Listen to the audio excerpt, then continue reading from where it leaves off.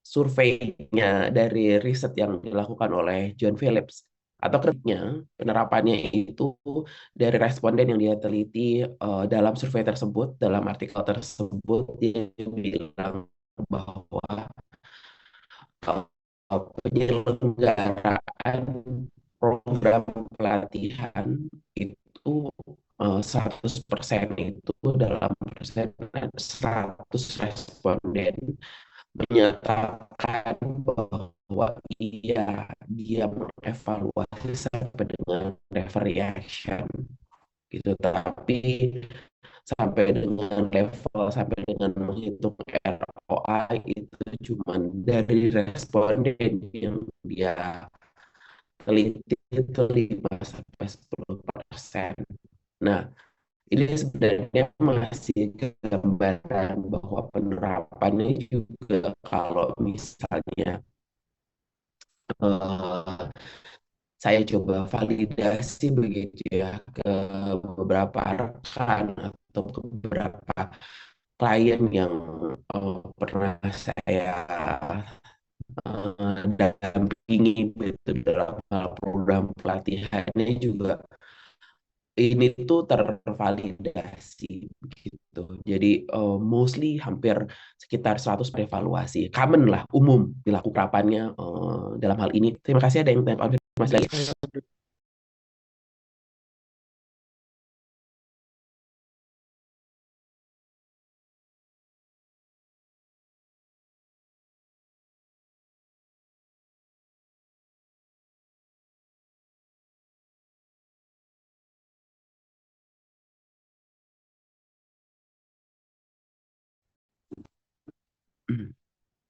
Nah, ini beberapa bentuk ya, bentuk yang saya coba screenshot dari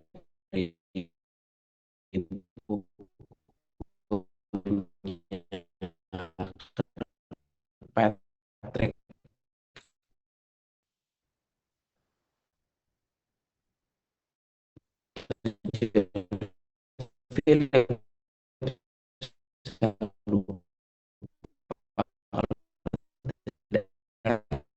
Salah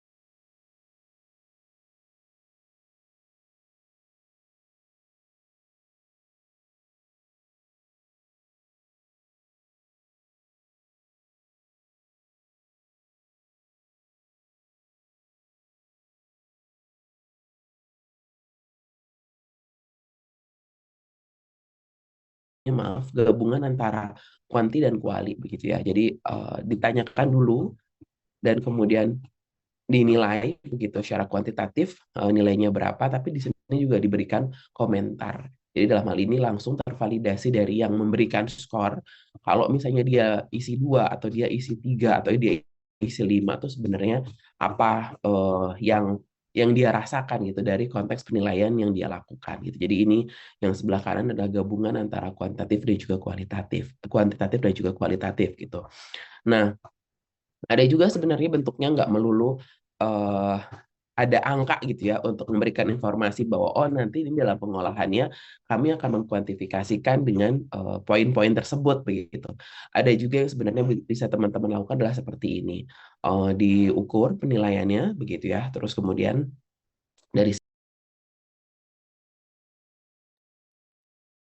nanti diberi centang dan kemudian diberikan juga feedback dari untuk mendapatkan konteks kualitatifnya dari sisi panjang dari sudut pandang komennya dia atau mungkin dia ada masukan gitu ada usulan dari peserta terkait dengan materinya terkait dengan konteks yang ditanyakan sesuai dengan pertanyaan tersebut. Nah ini juga menarik ya dalam artian memang barangkali tidak mungkin semua peserta bisa ditanyakan dalam pertimbangan, ada waktu, terus kemudian juga konteks pertanyaannya bisa dipahami apa enggak, tapi sangat mungkin bisa dilakukan karena kan sebetulnya kalau kita bertanya kepada orang sebagai peneliti itu kalau dari sudut pandang design thinking begitu ya, jawaban mereka adalah valid karena itu adalah reaksi yang mereka mereka rasakan gitu. Kita nggak perlu nanti kita yang sebagai peneliti atau sebagai penyelenggara yang mengolah begitu bahwa oh kalau dapat respon seperti ini maka artinya apa, yang mengartikan hal tersebut.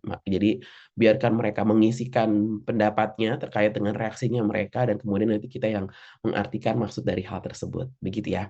Jadi ini juga boleh banget nih jadiin pilihan begitu buat teman-teman supaya kita nanti nggak langsung bekerja dua kali karena biasanya kalau misalnya hanya fokus di kuantitatif gitu ya nanti kan kita kadang-kadang bertanya-tanya eh, kalau misalnya dia jawabannya adalah misalnya dia rata-rata rata-rata responden atau rata-rata peserta menjawab 70 begitu ya. Sebenarnya 70 tuh variasinya yang mereka rasakan tuh apa? Reaksi dari mereka tuh apa? Kan bisa beragam. Tapi dengan kita juga menyandingkan pertanyaan-pertanyaan atau pernyataan-pernyataan yang sifatnya adalah netral, sebetulnya bisa memudahkan kita juga untuk dapat nanti diklasifikasikan, oh rata-rata 70 itu reaksinya adalah seperti ini dengan narasi yang bersifat kualitatif gitu, narasinya pendalaman narasi dari angka-angka tersebut berdasarkan feedback yang didapatkan dari peserta pelatihan kita. Seperti itu beberapa variasi pengisiannya. Dan kemudian mungkin kalau misalnya mau dibuat eh, lebih apa ya lebih ada gambarnya gitu lebih visual boleh juga dibuat sebenarnya ini cuma skala 3 begitu tapi dalam hal ini dibuat ada 3 jenis emoticon yang menggambarkan bagaimana sebenarnya perasaan dari peserta itu sendiri yang tidak salah kalau misalnya kalau mau teman-teman eh, tidak salah kalau teman-teman mau melakukan penilaian bentuknya seperti ini. Nah, terus kemudian ada juga bentuknya yang seperti ini. Nah, ini tuh kalau misalnya salah satunya adalah nanti teman-teman di dalam bagian reaction-nya mau secara detail atau spesifik mengevaluasi apa namanya presenternya misalnya begitu ya. Jadi ada namanya terus kemudian nanti didetailkan begitu terkait dengan tujuannya, terkait dengan bagaimana cara dia melakukan presentasi, bagaimana cara dia memandu diskusi, bagaimana cara presenter atau dalam hal ini adalah trainer uh, dalam hal ini dalam konteks proyeknya adalah masing-masing dari teman-teman begitu ya menampilkan visual audiovisual medianya begitu dan kemudian secara keseluruhan seperti apa. Jadi ini juga boleh dan menarik menurut saya supaya kita juga jadi dapat feedback yang secara spesifik misalnya tentang dalam hal mengevaluasi komponen di bagian trainer atau pelatihnya.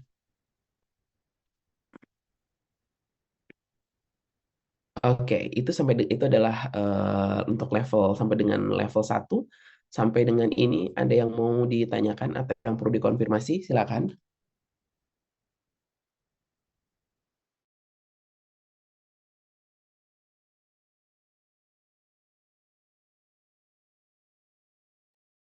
Baik, kalau misalnya belum ada, izin saya melanjutkan. Nah, kita masuk ke level 2 secara lebih mendalam ya. Jadi dalam hal ini level 2 adalah evaluasi untuk mengevaluasi learning atau pemahamannya. Nah, sebetulnya kadang-kadang suka ada sebuah semacam komentar ya atau semacam komen atau masukan lah sebenarnya kalau misalnya bisa dibilang ya yang menyatakan bahwa emang perubahan itu benar-benar dari pelatihan atau seperti apa.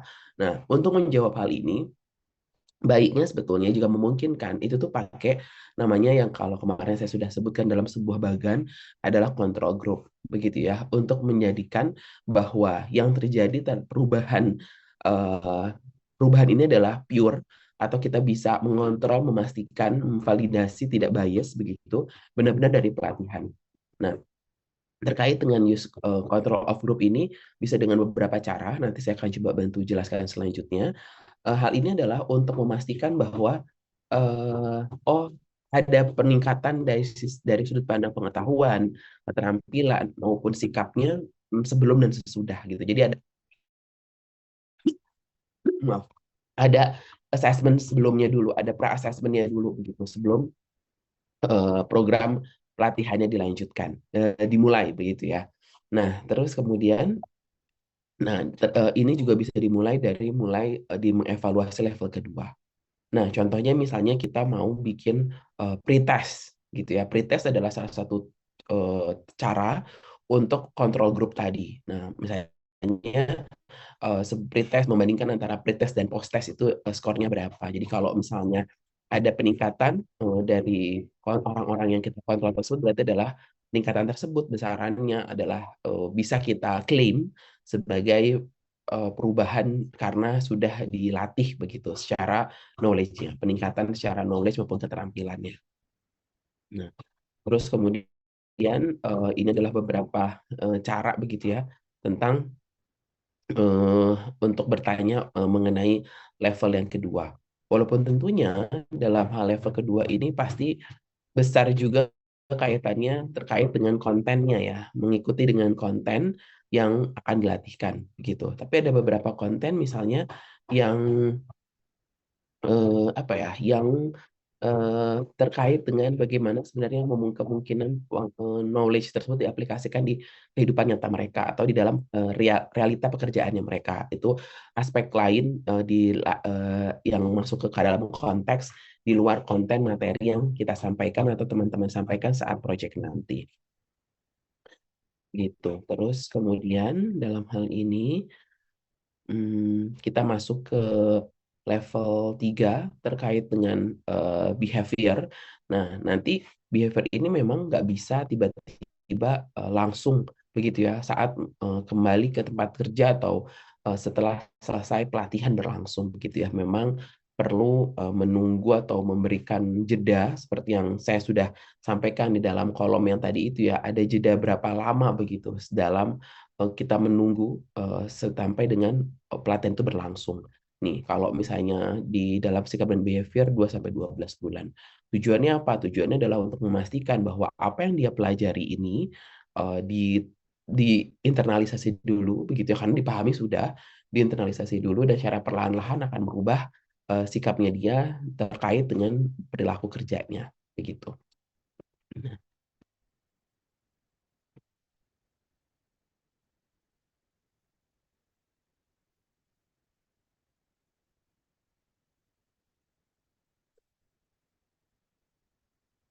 terus kemudian terkait dengan waktunya sangat bisa berkaitan dengan eh, kesesuaian atau kebiasaan di tempat kerja gitu. Nah, dalam hal ini seperti yang sudah disampaikan juga untuk sampai ke behavior bukan hanya orang yang pelatihnya yang ikut pelatihan aja gitu yang bisa ditanyakan, tapi juga circle-nya, peer-nya begitu karena yang secara daily mungkin bekerja sama bareng bersama dia dan juga sebetulnya bersama juga dengan atasannya yang memantau pekerjaannya dia untuk memvalidasi begitu bahwa tidak bias balik lagi bukan hanya perasaan dia berubah tapi memang benar-benar tervalidasi dari sudut pandang yang lainnya.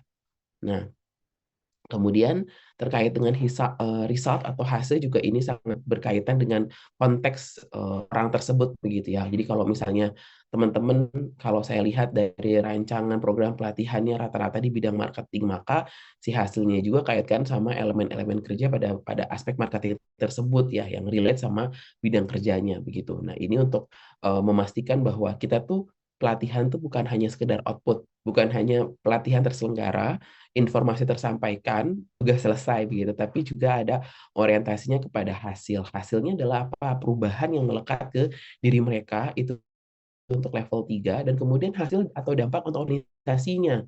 Apakah jadi pengetahuannya bertambah, apakah organisasinya jadi bertumbuh begitu ya, apakah pendapatan bisnisnya jadi lebih bagus, apakah bisnisnya jadi punya inovasi, itu adalah bagian dari hal-hal yang bisa teman-teman kaitkan dengan spesifik konten yang ada di dalam evaluasi di level 4 ini gitu. Nah, sekarang kita masuk ke dalam komponen biaya pelatihan. Ini adalah untuk menjadi penjembatan masuk ke dalam evaluasi menghitung ROI atau return on investment. Dalam hal ini adalah training investment atau ROI. Nah, Roti itu adalah level 5, disebut sebagai roti biasanya, return on training investment. Nah, dalam hal ini untuk menghitung itu kan semuanya perlu dikuantifikasi ya, karena ada rumus yang nanti harus digunakan. Maka bagaimana rumusnya itu bisa dimasukkan adalah dengan menghitung dulu komponen biaya pelatihan. Nah, apa saja sih komponen biaya pelatihan? Biasanya yang disebut biaya pelatihan itu kecenderungannya adalah hanya menghitung biaya pada saat praktik pelatihannya itu berlangsung gitu ya. Jadi oh ya sekedar modul gitu, terus kemudian kudapan atau makanan, snack saat pelatihan berlangsung, eh, trainernya, tempatnya, venue-nya seperti itu. Lupa bahwa sebetulnya program pelatihan itu ada proses perencanaan dan ada proses evaluasinya gitu. Karena kan kalau kita mau sampai tadi evaluasinya berkala itu kan panjang ya durasinya ya sampai dengan 18 bulan begitu. Nah, sepanjang 18 bulan ini kan ada periode-periode tertentu yang sebenarnya harus dihitung juga nih biayanya.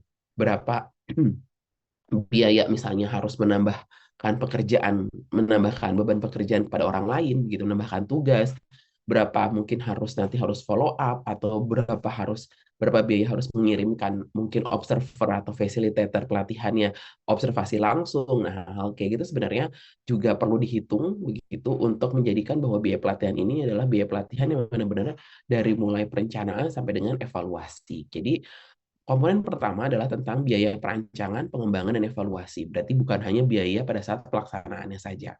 Terus kemudian juga ada biaya penggunaan fasilitas. Tadi misalnya seperti venue, kita maunya di tempat yang berbeda, begitu itu masuk ke dalam komponen biaya pelatihan.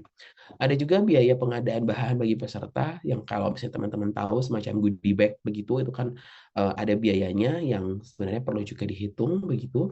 Dan kemudian fee untuk instruktur atau fasilitatornya ini nanti di kemudian hari ya. Tapi kalau dalam proyek ini kan teman-teman bagian dari proses pembelajaran, maka fee untuk teman-teman adalah bermanfaatan begitu ya biayanya. Dan kemudian yang kelima adalah biaya akomodasi. Nah, terkait dengan konsumsi, transport, penginapan, kalau misalnya ada itu hal-hal yang untuk mengakomodasi peserta pelatihan dan juga fasilitatornya dalam hal program pelatihan tersebut ya tunjangan atau dinas peserta karena di beberapa penyelenggaraan program pelatihan umum dilakukan bahwa kalau program pelatihan ini adalah dapat biaya apa ya istilahnya. Jadi itu tuh dianggap sebagai dinas perjalanan karena pergi keluar kota atau pergi keluar kantor maka per hariannya itu juga hitungannya. Ada juga jenis program pelatihan yang seperti itu ya. Kemudian ada juga biaya untuk para panitianya dan juga biaya administrasi dan biaya-biaya lainnya. Jadi intinya, apa sih komponen biaya pelatihan? Komponen biaya pelatihan adalah komponen biaya yang digunakan untuk menyelenggarakan pelatihan dari mulai perancangan sampai dengan evaluasi. Nah, evaluasi ini karena kita mau menghitung sampai evaluasi level 5, maka sampai dengan kita menyelenggarakan di evaluasi level 5. Begitu.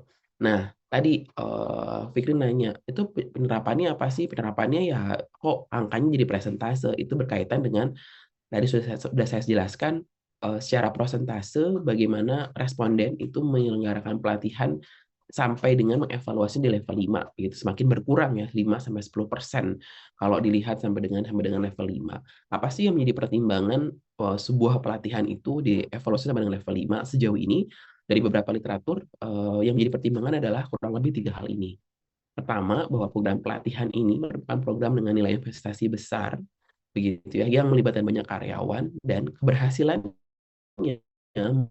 memiliki nilai strategis bagi gitu.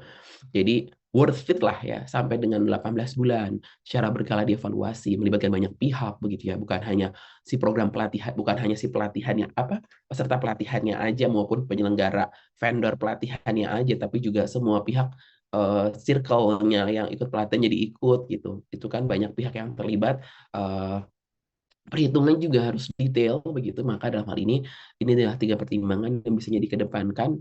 Atau dalam hal ini kalau yang enggak melakukan ROI itu gimana? Sudah pernah kita diskusikan juga di kelas. Waktu itu ada yang bilang bahwa ya menjadi kesepakatan organisasi begitu ya, bahwa memang perlu dikembangkan dan kita yakini walaupun kita tidak menghitung gitu. Jadi pakai besarannya adalah diasumsikan gitu. Kalau kita punya pendapatan maka kita akan sisihkan, dan kalau kita ada penambahan atau perkembangan organisasi, salah satunya adalah dipahami secara positif, dampaknya adalah itu adalah dampak dari program pelatihan. Begitu ya, dua sudut pandang menimbang bagaimana sebenarnya sejauh mana program pelatihan itu dievaluasi. Nah, ini modelnya yang sudah pernah saya coba gambar tunjukkan di kelas dan juga bahannya sudah pernah saya sampaikan juga kepada rekan-rekan semua. Baik, nah dalam hal ini kita akan coba bahwa nanti ada tahapan mengconvert data to monetary value. Nanti kita coba akan berlatih di dalam hal ini.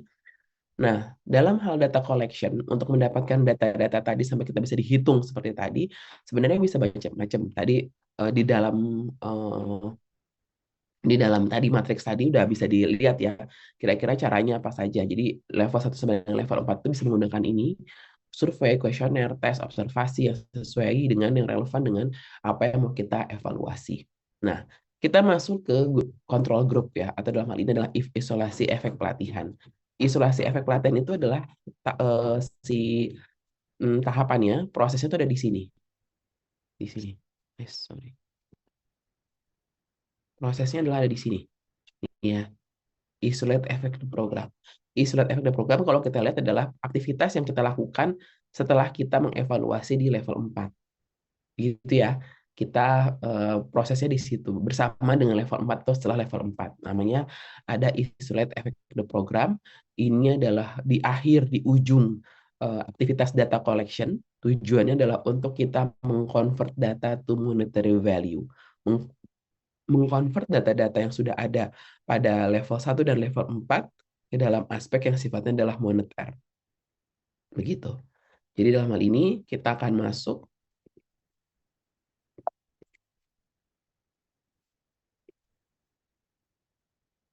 ya. Ada beberapa cara untuk mengisolasi efek dengan menggunakan control group yang tadi sudah saya sampaikan.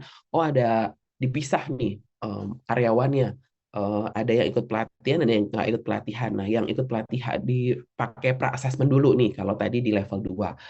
Nah, kalau misalnya ini juga diukur dulu, sebenarnya mungkin kalau misalnya tenaga penjualan atau sales, bagian sales dihitung dulu, direview dulu hasil kerjanya. Oh, sebelum dia bekerja berapa hasil penjualannya dia misalnya kayak gitu. Atau di bagian produksi ini, sebelum dia ikut pelatihan, sebetulnya berapa kemampuan dia dalam hal dia menciptakan sebuah produk begitu, atau berapa defeknya, atau dalam hal ini kalau K3 sebelum pelatihan sebenarnya seberapa sering kecelakaan terjadi atau error-error terjadi itu seberapa sering repetisinya. Nah, dalam hal ini adalah itu digunakan control group. Salah satu adalah metode untuk mengisolasi efek pelatihan. Jadi dalam hal ini contohnya adalah misalnya di bagian salesman. Kita mau ada dibagi dalam dua grup. Grup salesman A menerima pelatihan intensif mengenai profitable selling skill selama 3 hari. Nah, grup salesman B tidak dapat training. Nah, dalam hal ini ternyata fast forward ya, 6 bulan setelah kegiatan training, oh penjualan rata-rata grup A tuh naik nih 10. Terus ke grup B jadi 6. Oh, nih perubahan ini, si perbedaan antara 4 hasil ini adalah dari bisa diklaim itu adalah efek dari grup salesman yang dapat pelatihan ini dapat ditambah atau dilatih skillnya tentang profitable selling skill. Nah, sempat ada pertanyaan, terus kalau misalnya ternyata nggak ada perubahan, gitu ya, sama aja dengan grup yang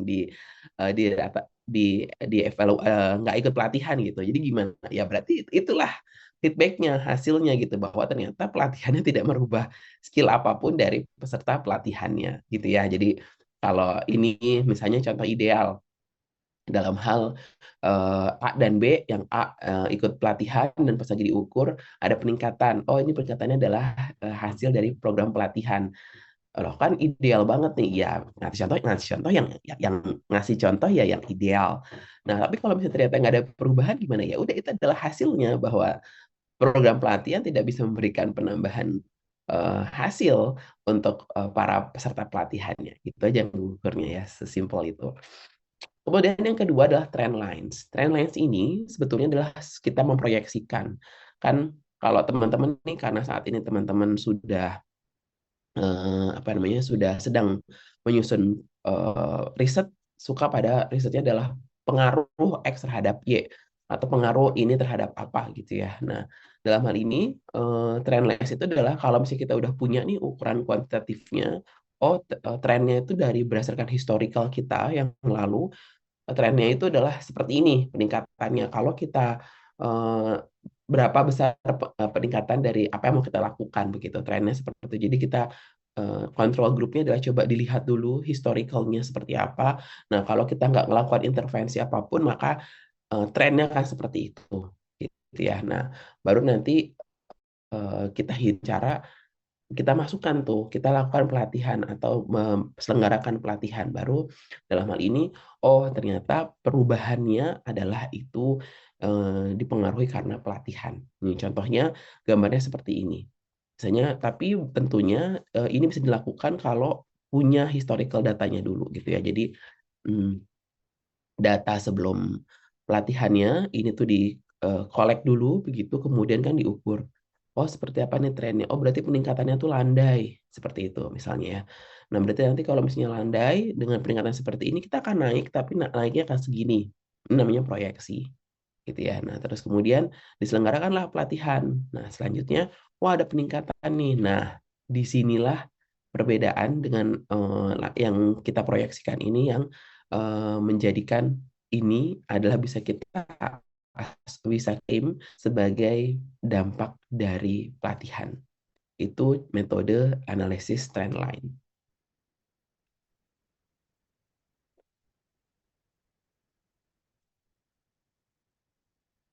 Nah, ada juga estimasi dari peserta pelatihan dan atasannya mengenai pengaruh pelatihan. Nah, ini sebetulnya adalah menjadikan bahwa asumsi self-assessment dan peer assessment, kurang lebih seperti itu.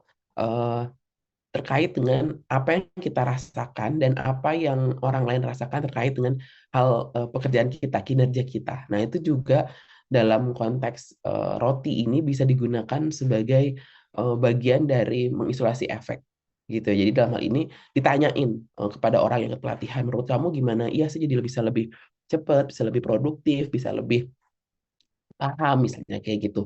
Bisa lebih hati-hati dalam bekerja, bisa lebih berdaya dalam bekerja. Nah, itu bisa banget. Jadi, dalam hal ini adalah mengikuti estimasi si pesertanya dan juga bisa bertanya dari sisi pandang atasannya atau peersnya atau supervisornya gitu. Jadi, dalam hal ini atasan itu sifatnya beragam, bukan hanya ya atasan dalam konteks atasan satu doang atasan, tapi atasan bisa berlayer, mungkin dari supervisornya, kemudian dari manajernya seperti itu, dan kemudian juga bisa ditanyakan juga kepada rekan-rekannya. Nah, kuncinya adalah bahwa semua pihaknya itu tuh tahu dulu nih caranya tuh gimana supaya dia tidak bias.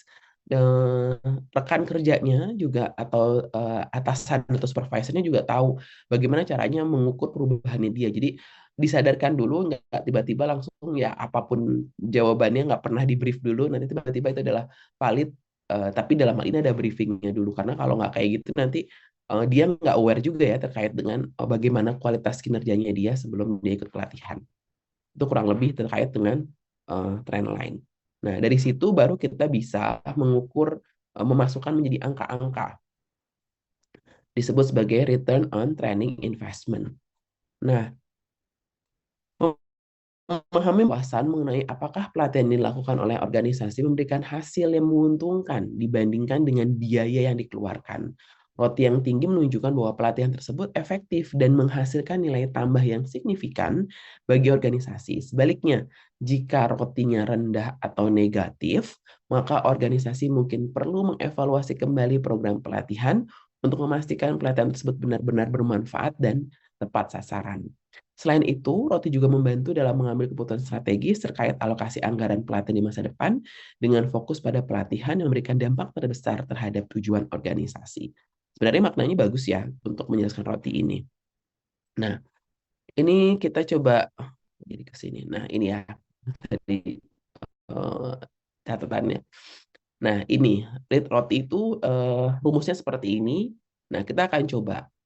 Contohnya adalah misalnya kita punya data dulu, ya, data eh, di bagian ini tuh pelatihan eh, Saya tunggu. Ini tuh pelatihan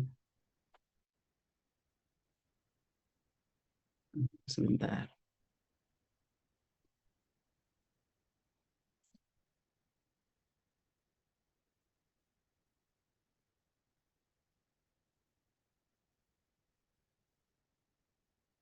Oke.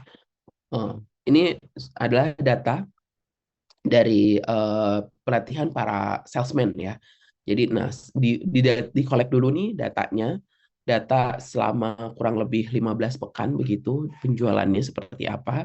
Nah, terus kemudian ini mau menghitung membandingkan antara grup yang dilatih dan grup kontrol begitu. Nah, ternyata datanya hasilnya adalah seperti ini. Terus kemudian dalam hal ini grup yang dilatih itu rata-rata penjualan pekanannya adalah 12.000 begitu, dan kemudian grup yang dikontrol rata untuk pelatihan yang di 13, 14, 15 itu adalah di 10.000. Nah, mulai dari sini karena itu pelatihannya begitu ya, pelatihannya diselenggarakannya di situ. Nah, perbedaannya begitu adalah sekitar 1.600. Nah, terus kemudian nah ini di kontribusi profit dari training ini adalah sebuah asumsi yang diasumsikan bahwa eh, 2% itu adalah angka penetapannya berdasarkan kebijakan perusahaan, organisasi, berdasarkan trennya, berdasarkan pola-pola yang kita miliki gitu. Nah, di, ditetapkan 2% begitu ya. Nah, setahu saya angka 2% itu adalah angka yang paling umum kalau misalnya kita kadang-kadang suka clueless berapa sebenarnya kontribusi profit dari training begitu. Karena ya tadi harus detail dan datanya kesulitan begitu, maka dibuat pernah untuk pelatihan-pelatihan yang sifatnya di pekerjaan yang berat begitu ya. Saya pernah dapatkan konsultasi begitu, mereka menetapkan sampai dengan 5%, tapi itu juga baru satu di antara saya pernah bertemu dengan ya kurang lebih sekitar ratusan lah ya penyelenggara pelatihan begitu untuk menanyakan hal ini. Nah, rata-rata tuh di 1 sampai 2% gitu. Jadi memang ngambil angkanya kecil karena dianggap bahwa sebenarnya development itu nggak melulu di dalam kelas. Kalau Pak Herwan dalam penjelasan sebelumnya pernah menyampaikan ada konsep 70-20-10 begitu ya.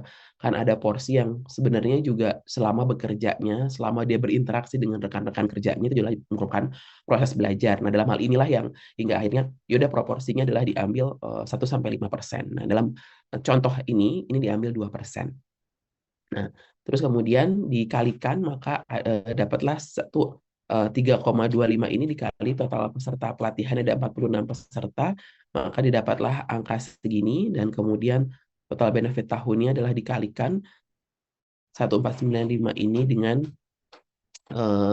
48 pekan hingga akhirnya adalah dapat 71.760. Nah, ini adalah kebutuhan program per tahun. Terus kemudian ada juga rangkuman biayanya. Ini adalah biaya terkait dengan pada saat pelaksanaan pelatihan sampai dengan koordinasi dan evaluasi. Begitu ya. Nah, dari sini kita akan menghitung net program benefit adalah biaya pendapatan begitu ya, pendapatan dikurangi dengan biaya dibagi dengan biaya pelatihan. Jadi pendapatan dikurangi dengan biaya per biaya kali 100%. Maka dapatlah angka segini yang artinya adalah 1% yang diinvestasikan dalam program pelatihan akan memberikan manfaat bersih atau net benefit sebesar 1,46 dalam ini dalam kursnya adalah dolar gitu. Jadi nanti di sini tergantung dengan hasil berapa pendapatannya begitu. Terus kemudian dikurangi dengan biaya dan dibagi dengan biaya pelatihan kali 100%. Dan nanti teman-teman kalau mau memproyeksikan bisa nanti kita coba sama-sama simulasikan ya. Begitu. Contoh yang kedua misalnya kita punya data dari pelatihan itu seperti ini. Kita punya lama pelatihan, jumlah pesertanya 500 orang, periode penghitungan manfaatnya adalah 1 tahun, ini biaya-biayanya, begitu. Nah, terus kemudian ini biasanya adalah beberapa manfaat atau benefit berupa asumsi, gitu ya. Kalau tadi kan ini dihitung nih, oh berapa sebenarnya hasil pendapatannya, kontribusinya, ini kan dihitungnya ada datanya gitu. Nah, kalau ini bukan asumsi dalam artian begini. Jadi pelatihannya tidak related langsung mendapatkan uang. Kalau ini kan tadi contohnya adalah penjualan, orang sales.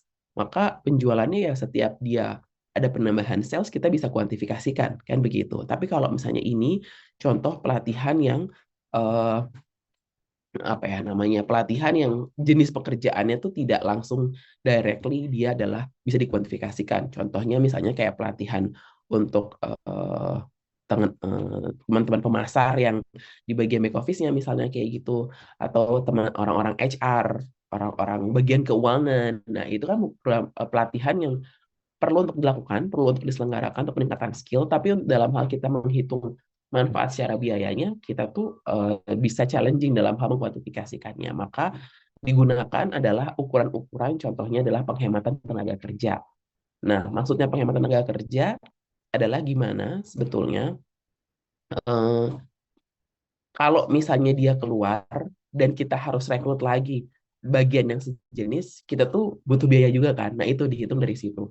Kita komparasi nih, kalau dia stay dan dia bandingannya adalah dia keluar dan kita butuh effort untuk ngedapetin dia lagi, maka dihitung oh biaya rekrutmennya berapa, biaya selectionnya berapa, biaya inductionnya berapa. Nah, itu misalnya dihitung oh berarti dalam hal ini adalah penghematan tenaga kerjanya adalah berapa.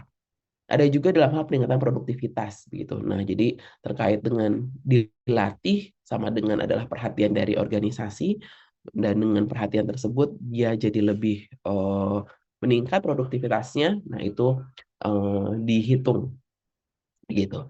Terus kemudian penghematan biaya lain, misalnya kayak kalau misalnya dia sakit, dia nggak nyaman kerja, terus mungkin dia eh, jadi nggak produktif begitu, atau misalnya kita jadi apa ya jadi suasana kerja jadi menyenangkan. Nah, itu yang bisa kita dihemat dari bisa kita berhemat, maka itu bisa dimasukkan angkanya.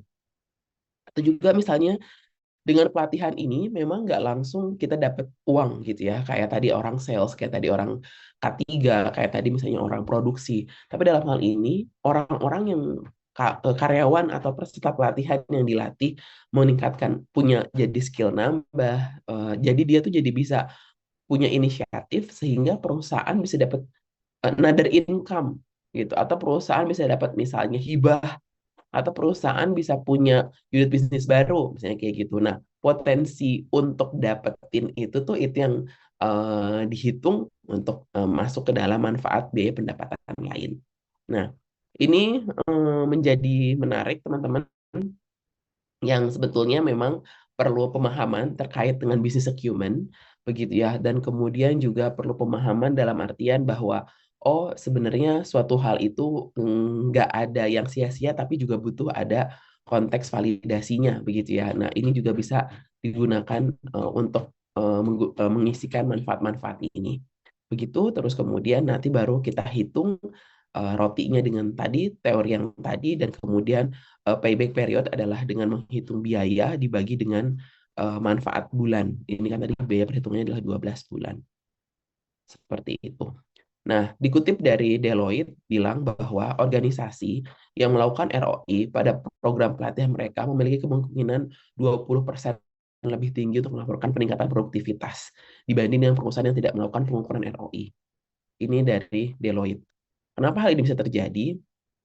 Karena pertama, dengan kita ngukur tuh kita jadi aware begitu ya, bahwa oh kita tuh ada peningkatan atau ada penurunan. Itu sih sebenarnya kalau saya coba memahami dari data seperti ini gitu. Nah, sedangkan kalau kita nggak ngukur, kalau kita nggak bisa mengevaluasi, kita dari mana bisa memastikan apakah sebenarnya ini tuh secara efektivitasnya ya, secara efektivitasnya dari sisi biaya yang dikeluarkan dan manfaatnya sebanding apa enggak, dari mana dapatnya begitu ya. Makanya dalam hal ini Deloitte mengeluarkan hal ini dan bilang bahwa bisa punya kemungkinan peningkatan produktivitas 20% lebih tinggi.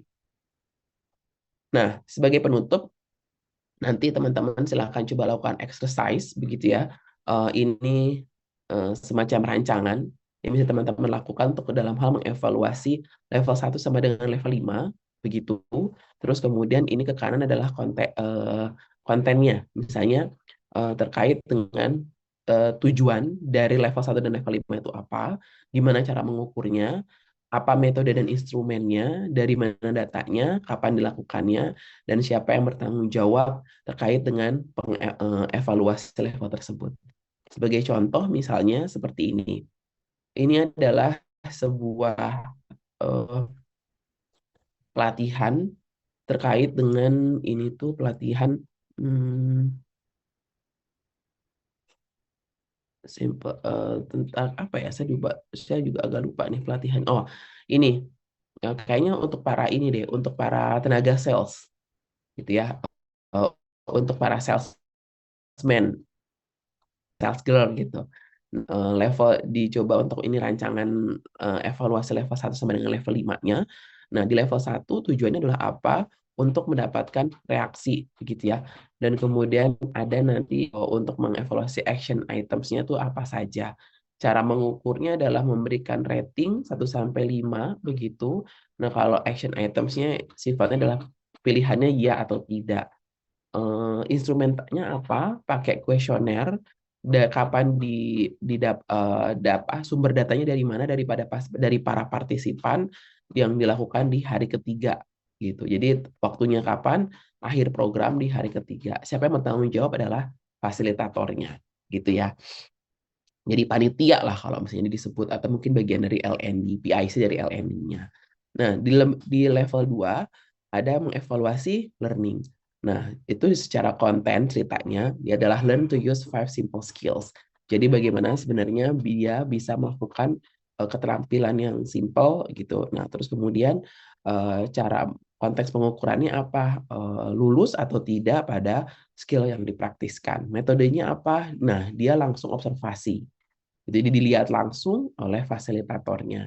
Siapa menjadi sumber datanya dari mana untuk kita mengevaluasi level 2 dari para fasilitator sebagai observer pada skill praktis ya, praktek keterampilan tersebut.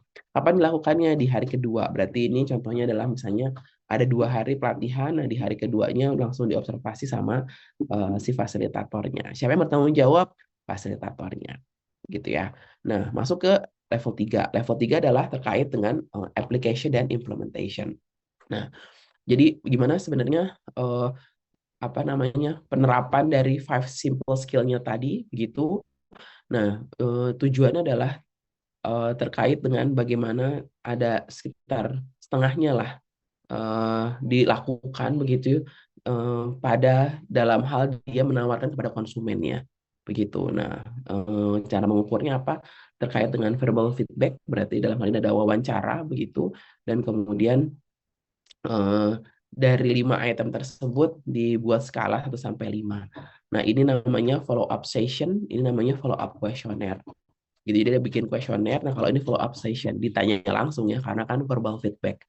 Eh, Sumbernya dari mana? Ditanyakan dari peserta pelatihannya. Kapan waktunya? Waktunya kalau verbal feedback ditanyain 3 pekan setelah selesai ini, eval selesai yang evaluasi level 2, dan kemudian yang follow up questionnaire-nya dikasih 3 bulan. Nih, dari sini kita bisa lihat bahwa yang level application dan implementation itu possible untuk ditanyakan kepada pihak yang berbeda begitu, dan kemudian dilakukan pada periode waktu yang berbeda gitu. Jadi untuk tanyain intensitas dan mengiterasi ya, oh kalau di sini seperti apa, nanti selanjutnya secara frekuentif ditanyakan kembali. Nah, kita lihat di sini siapa yang bertanggung jawab kalau 3 weeks after second day melalui follow up bisa yang tanggung jawab adalah fasilitator. Nah, tapi pada saat 3 bulan begitu ya, untuk mengukur nih sikap ini diukur dari 5 skillnya tersebut pakai skala, ini udah masuk ke dalam tugasnya store training coordinator. Berarti atasannya dia langsung gitu. Jadi dalam hal ini melibatkan pihak lain di dalam organisasi. Masuk ke level 4. Dampaknya apa sih? Karena ini adalah para salesman, maka harapannya adalah tentunya peningkatan penjualan. Nah, cara mengukur adalah mengenai eh, rata-rata ya, rata-rata penjualan per per sales di amal ini dengan cara bisnis performance monitoring, pakai data perusahaan, waktunya kapan 3 bulan, siapa yang bertanggung jawabnya adalah store training coordinator. Maka dikonfirmasi lagi minta datanya dari store training coordinator. Baru nanti untuk ROI-nya harapannya adalah 50% tuh tadi katanya. Berarti 50% itu kalau diartikan kita pakai narasi ini, narasi yang ini, berarti setiap $1 yang diinvestasikan dalam program pelatihan akan memberikan manfaat bersih sebesar $0,5 gitu cara baca ROI-nya. Oke. Terus kemudian nanti baru dimasukkan angka-angkanya, baru bisa dihitung apakah tercapai ROI-nya 50% atau tidak. Begitu kurang lebih teman-teman untuk pendalaman dari level 1 sampai level 5 kali ini. Nanti teman-teman tolong dibuatkan plan-nya gitu ya untuk level 1 sampai dengan level 5. Pakai matriks seperti ini aja dulu untuk memastikan bahwa setiap tim tuh kira-kira journey sampai dengan level 5-nya tahu dulu apa enggak gitu. Ada yang ingin ditanyakan untuk setiap tim? Silakan boleh raise hand. Nanti pekan depan itu kita libur ya kayaknya ya. Hari Senin itu masih tanggal merah ya. Iya bukan sih? Masih tanggal merah.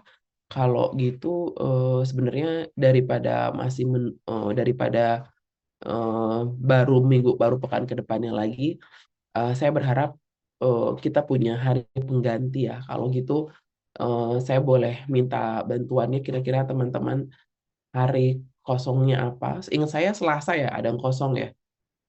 Gitu, nanti kalau di hari Selasa tersebut atau nanti kalau saya minta tolong salah satu perwakilan dari teman-teman menyampaikan di grup gitu. Kalau dari saya, waktu kosongnya untuk itu saya bisa di hari eh, Selasa insya Allah kalau nggak ada sidang dan di hari Rabu di atas jam 10 begitu ya. Nanti kita saling menyesuaikan waktunya saja. Nanti insya Allah saya akan kuis untuk saya juga tahu pemahaman teman-teman terkait dengan aktivitas ini. Jadi saya kurang lebih butuh sekitar 60 sampai 90 menit untuk saya berikan kuis untuk teman-teman dalam pertemuan selanjutnya. Sambil paralel juga teman-teman menyiapkan pelatihan yang sedang teman-teman susun. Sampai sini ada yang ingin ditanyakan? Adakah? Oke, kalau misalnya belum ada, bolehkah kita mulai tim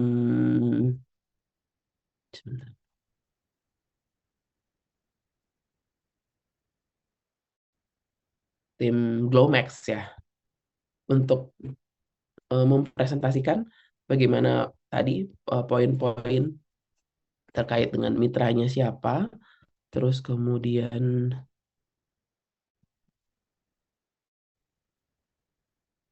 tumbuhan bisnis mitra, urgensi pelatihannya apa, nah pelatihannya apa, silakan dipresentasikan. Baik Ibu, saya izin share screen Miro-nya ya Bu. Silakan, Terti.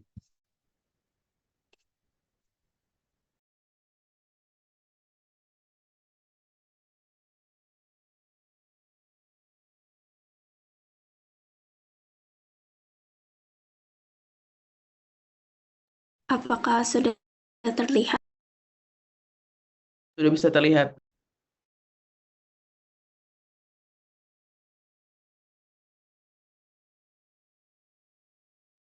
Ya, baik Ibu, izinkan kami dari kelompok 1 untuk mulai presentasinya.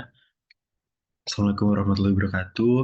Sebelumnya kami dari kelompok 1 ingin presentasikan perusahaan yang telah kami pilih yaitu perusahaan Glomex. Jadi Glomex sendiri adalah bisnis perawatan kulit dan kecantikan khusus untuk wanita yang didirikan pada tahun 2018 dengan komitmen yang dimiliki adalah kejujuran, efektivitas, dan keterjangkauan. Glomex sendiri menghadirkan produk perawatan kulit yang terpercaya serta layanan estetika profesional Lalu lebih dari sekadar pusat perawatan juga, Glomex menjadi ruang yang aman untuk mendukung para wanita merasa dimengerti dan diberdayakan dalam meraih kulit yang sehat dan bercahaya secara alami. Kayak maaf saya Lalu saat, potong ya. oh ya Kalau baik. presentasi itu poin-poinnya, kalau bacain saya bisa baca sendiri. Jadi kan Anda cuman saya kasih waktu 7 menit, jadi tolong dibikin ringkas begitu poin-poinnya. Climax itu apa dalam single word, bukan dibacakan. Kalau baca saya bisa baca sendiri. Gitu. Ini juga jadi tolong jadi perhatian nih buat teman-teman yang lain, khususnya pada saat nanti teman-teman akan sur. Saya tuh sering banget dapat memberi feedback gitu kepada anak-anak udah semester akhir. Sur dan sidang itu kan momen sekali seumur hidup ya. Tolong dipersiapkan sebaik mungkin gitu. Nah, mulai dilatihnya dari presentasi-presentasi pada kelas seperti ini. Jadi yang namanya presentasi itu diminta poin-poinnya, bukan dibacakan. Kalau baca saya bisa baca sendiri. Kecepatan Anda membaca dan kecepatan saya baca sendiri tuh, dan misalnya nanti ada pembaca lain atau audiens lain yang membaca itu lebih cepat. Kami baca sendiri. Justru diminta dipresentasikan adalah untuk mendapatkan sebuah naratif yang sifatnya adalah storytelling gitu loh. Jadi bukan dibacakan, tapi disampaikan, dipresentasikan poin-poinnya. Gitu ya. Ya baik Ibu, ini saya membacakan poin value-nya yang dimiliki oleh Glomex. Lalu saat ini Glomex didukung oleh 2 karyawan inti dan bekerja sama dengan 20 reseller resmi yang membantu Glomex. Lalu tantangan yang saat ini dihadapi Glomex adalah kurangnya perencanaan konten yang terstruktur, lalu akibatnya adalah pesan yang disampaikan kepada audiens menjadi kurang konsisten dan tidak optimal dalam menjangkau target pasar. Lalu sebagai solusinya atau urgensinya akan diadakan pelatihan khusus yang berfokus pada penyusunan isi konten yang baik dan terarah. Lalu pelatihan ini juga bertujuan untuk meningkatkan keterampilan dalam membuat perencanaan